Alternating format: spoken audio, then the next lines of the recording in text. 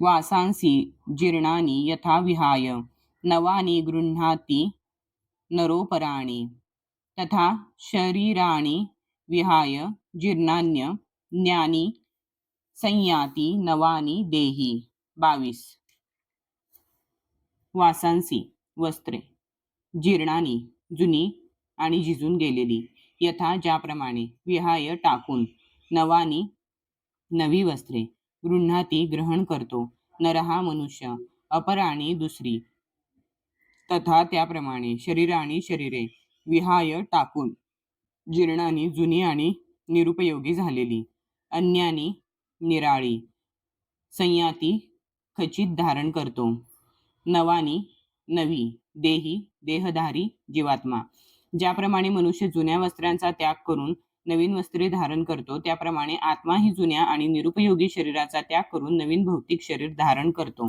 तात्पर्य: अनुरूप आत्म्यांकडून होणारे शरीराचे स्थानांतर हे एक स्वीकृत तथ्य आहे. आधुनिक वैज्ञानिकांचा आत्म्याच्या अस्तित्वावर विश्वास नाही, तसेच त्यांना हृदयातून उगम होणाऱ्या शक्तीचे स्पष्टीकरणही देता येत नाही. पण अशा वैज्ञानिकांना सुद्धा शरीरात होणारे बदल, जे बाल्यावस्थेतून कौमार्यावस्था आणि कौमार्यावस्थेतून तारुण्यावस्था आणि पुन्हा तारुण्यावस्थेतून वार्धक्यावस्था अशा विविध अवस्थांमधून दिसून येतात, ते मान्य करावेच लागतात. वृद्धावस्थेतून जो बदल होतो तो दुसऱ्या शरीरात संक्रमित होतो, याचे स्पष्टीकरण पूर्वीच एका श्लोकामध्ये 2.13 करण्यात आले आहे. अनुरूप जीवात्म्याचे दुसऱ्या शरीरात होणारे संक्रमण हे परमात्म्याच्या कृपेमुळे शक्य होते. ज्याप्रमाणे एखादा मित्र दुसऱ्या मित्राची इच्छापूर्ती करतो, त्याचप्रमाणे परमात्माही अनुरूप आत्म्याची इच्छापूर्ती करतो.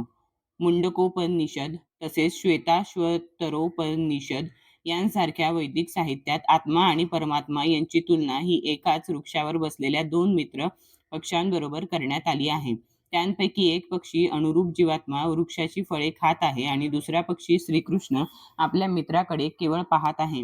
गुणात्मक दृष्ट्या एकच असणाऱ्या या दोन पक्ष्यांपैकी एक पक्षी भौतिक वृक्षाच्या फळांनी मोहित होतो, तर दुसरा पक्षी आपल्या मित्राच्या हालचालींचा केवळ साक्षी आहे. श्रीकृष्ण हे पाहणारे साक्षी पक्षी आहेत आणि अर्जुन फळे चाखणारा पक्षी आहे.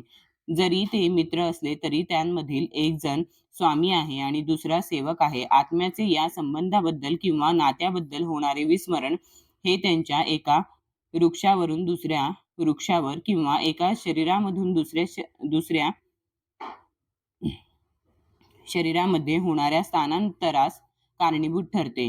जीवात्मा भौतिक शरीर रूपी वृक्षावर अत्यंत संघर्ष करीत असतो. ज्याप्रमाणे अर्जुन स्वेच्छेने उपनिषदाकरिता श्रीकृष्णांना शरण गेला, त्याप्रमाणे ज्या क्षणी एक पक्षी दुसऱ्या पक्षाचा परमश्रेष्ठ आध्यात्मिक गुरु म्हणून स्वीकार करतो, तत्क्षणी तो कनिष्ठ किंवा गौण पक्षी सर्व प्रकारच्या शोकातून मुक्त होतो.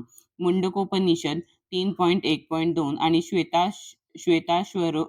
श्वेताश्वतरोपनिषद 4.7 दोन्हीही या विधानाला पुष्टी देतात.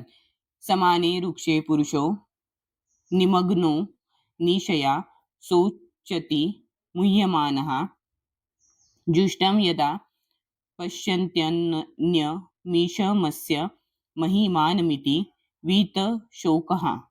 जरी दोन पक्षी एकाच वृक्षावर असले तरी झाडाची फळे चाखणारा पक्षी चिंता आणि खिन्नता यांनी पूर्णपणे ग्रस्त झालेला असतो. परंतु कोणत्याही रीतीने त्याच्या मित्राकडे म्हणजेच भगवंतांकडे तो ज्या क्षणी पाहतो आणि त्यांची महानता जाणतो, तत्क्षणी तो दुःखग्रस्त झालेला पक्षी सर्व चिंतांतून मुक्त होतो. अर्जुनाने आता त्याच्या नित्य मित्राकडे म्हणजे श्रीकृष्णाकडे पाहिले आहे आणि त्यांच्याकडून तो भगवद्गीता जाणून घेत आहे. याप्रमाणे श्रीकृष्णांकडून श्रवण केल्यामुळे तो भगवंतांची परमलीला जाणून शोकातून मुक्त होऊ शकतो. या ठिकाणी भगवंत अर्जुनाला उपदेश देतात की त्याने आपले वृद्ध पितामह आणि गुरु यांच्या देहस्थित्यंतरामुळे शोक करू नये. त्यापेक्षा धर्मयुद्धात त्यांच्या शरीराचा वध करून विविध शारीरिक कर्मांच्या भोगातून त्यांना मुक्त करण्यात त्याने आनंद मानला पाहिजे. यज्ञवेदीवर किंवा योग्य रणभूमीवर जो मनुष्य आपले जीवन समर्पित करतो तो शारीरिक कर्मभोगांतून तात्काळ मुक्त होतो आणि जीवनातील उच्चतर स्तरावर त्याची उन्नती होते. यास्तव अर्जुनाने शोक करण्याचे काहीच कारण नव्हते.